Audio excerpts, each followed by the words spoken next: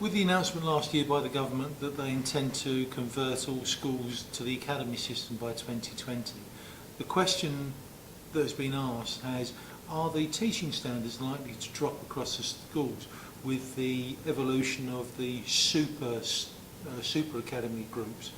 There have also been questions by the NUT about exam results and the emphasis placed on the exam results and the Ofsted reports.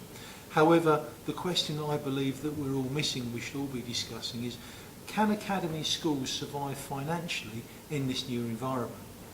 Historically, schools have benefited from income levels that have been determined by the number of pupils that have actually attended their schools. The local LEA took a role in making sure that the number of pupils was shared out equally across all schools, and therefore they all benefited from an equal amount of turnover or income. With the new academy environment, will this still be the case? Most likely what will happen is the successful academies will attract more pupils and the least successful will attract less pupils, and therefore would have a resultant effect on turnover or income levels based on the number of pupils. One only need look at the university landscape and how that has changed over the last 10 to 15 years, where numbers are driving the turnover levels that are enjoyed by those universities. And as a consequence, the more successful universities have benefited from more income levels and the ability to attract more and more pupils, or more and more students. Will this be the case for the academies in the future? If we believe that in the future the academies will be driven by turnover, that means that they would have to be more astute when they come to managing their finances. Quite rightly, the emphasis has always been on teaching standards, but with these academies becoming more and more like small businesses, there needs to be more of an emphasis on the expertise and the skill within that school to ensure that they can survive financially.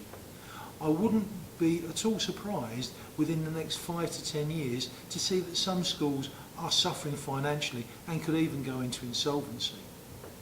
So how can we counter this?